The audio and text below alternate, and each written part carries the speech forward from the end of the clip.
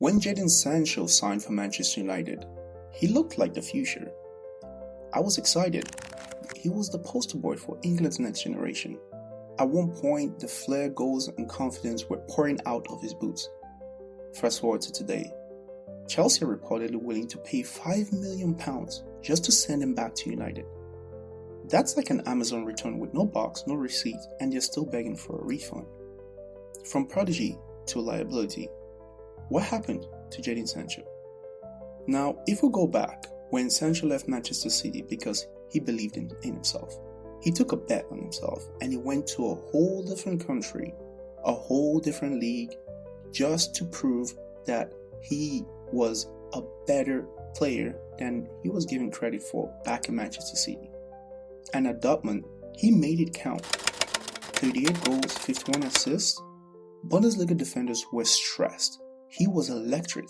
He had that raw, fearless energy. He was unpredictable, but he was always calculated. He played like he had something to prove. And he did prove that. He did prove that he was a very good player and that he could play at the top level. He was enjoying every second of it. And back then, he looked happy. He looked like he actually enjoyed going on the pitch. He looked like a guy who didn't jump to Twitter after every game. Simpler times. Then came the big move. £73 million to United. And United fans were excited. I know, as a United fan, I was excited. I thought, here is this guy coming in with so much talent. Surely, he can only bring positive things and he can only impact our team. If he gives us half of what we've seen at Dortmund in the Premier League, we are going to be better off because of that. But in retrospect, he wasn't signed for what he had done. He wasn't signed because he was pulling up trees per se. He was signed because of what people thought he could become. When you really look at it, he had no major trophies, no Champions League final. He was just a raw talent. It was all about hype and potential. And at United, that is not enough. Flair isn't enough. You need to produce.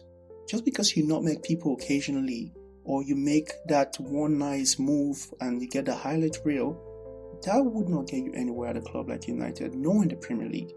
At the very least, fight. You can't bring vibes to a dogfight. And make no mistake, the Premier League is a weekly dogfight. And after a while, he was exposed because the magic started to fade. You can entertain me all you want, you can have the beautiful first touch, but 9 goals, 6 assists in 58 Premier League games? That's okay for a right back, not for a £73 million winger. At United, it's not just about the skills.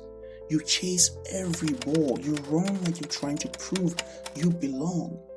You basically do what you did when you first got to Dortmund. You don't now sit back and rest on your laurels. Sancho looked like he didn't want to get his socks dirty. Honestly, you can't play like you're in cruise control at Old Trafford. This club is not a resort. After 90 minutes, you should be knackered. You want rest? Fine, book a spa day. We pay you 6 figures every week. You can afford it. But when you're out there in that pitch, wearing the Manchester United jersey, repping the club, you give your everything.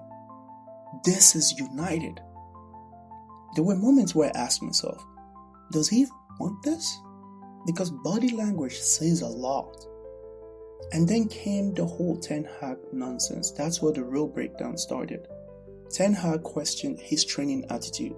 Now, we're not going to talk about Ten Hag. We know he wasn't the perfect manager, but that's a normal thing for any manager to say. And Sancho went online and fired back publicly. He called it lies. Said he was being scapegoated. How are you going to tell the manager what he wants to see from you is him lying? He knows what he wants. He sees you. It's a matter of opinion. This isn't an objective take. This is a subjective take. He doesn't like what you were doing on the pitch. He didn't appreciate your approach to training. That's something you take with him privately, not something you go flexing your Twitter fingers on social media about, because this is Manchester United. Everything you do gets scrutinized. You wear a hat, it makes headlines because it's Manchester United. And going after the Man United manager the way he did wasn't wise or brave. It was simply pride and ego. And if I'm being completely honest, it was career suicide, because your stance in the club, in the squad, was already shaky. It's not like you were a regular starter and then you chose to go after the manager. Regardless of what you think of Erik Ten Hag, let's look at the player, Jadon Sancho. Objectively, what he did was not the brightest. Look, maybe he felt hurt, but you don't defend yourself on Instagram when your place in the squad is already shaky. That wasn't brave. That was just pride. Ten Hag is your coach, not your YouTube comment section. You don't clap back at your manager like it's a diss track. And from that day, he was done, frozen out. No redemption arc. The squad moved on. Garnacho took his spot, then hit a bicycle kick that we've never seen from Jadon Sancho. Chelsea looked like a fresh start. A chance to rebuild. I actually thought, you know what, maybe that's what he needed, because the Manchester United fan base and the media presence surrounding the club can be a bit much for someone like Sancho, who just came into the Premier League. But after 23 games, what does he have to show for it? 2 goals, 4 assists? Not much has changed. And now, Chelsea want out of the deal so badly, they're offering £5 million to cancel the obligation to buy.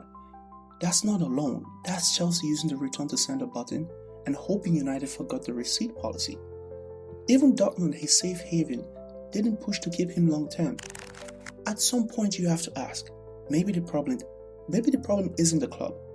He keeps going back to Dortmund like it's home. But at some point, what do you do when your home changes the locks? When your old club doesn't want you back and your new one is trying to send you back, you have a big problem. Here's how I see it. Sancho let the United move get into his head. He thought he had arrived, but in truth, he hadn't proven anything yet. Once his form dropped, instead of fighting, he ghosted. I know modern players want to be treated with care, but this is United. You don't get cuddles here. At 25, this should be your prime. Instead, we're still waiting for consistency. You're either pulling up trees or you're a workhorse. Right now, he's neither. He's like a gaming laptop with no charger. Granted, you could be, in theory, you could be good, you could have the best specs and everything, but it doesn't last under pressure. I'll be honest, I still want him to come good. Maybe not at United. Maybe that ship I've sailed, but with the way things are going with Chelsea, he might very well be back at United. But I want him to come good because football is better when Sancho is smiling, creating, and dancing past defenders. If he can put it pride aside, take control of his career, just buckle down and do the hard work. Because the technical ability is not the issue, especially under Ruben Amorim, who already fell out with Rashford because he felt like Rashford wasn't giving him the intensity he wanted. If Sancho can get that side of his game well enough and he can fight for the badge like a Manchester United player is supposed to, I would be here for it. We all love a comeback, but comebacks don't come from comfort zones. If he finds himself again, we'll all remember why we believed in the first place. There is a player there, but Jadon Sancho has to remember who that player is. He needs to dig deep and bring that player out again, because we know he is much, much, much better than what he's been showing for the past few years. Anyways, what do you think? Is Sancho done at the top level, or can he bounce back? Let me know in the comment section, and please like, share, and subscribe if this resonated, and I'll be making more videos like this in the future. If you have any feedback, much appreciated as well. But until next time, it's been the Realistic Red. Thanks for watching.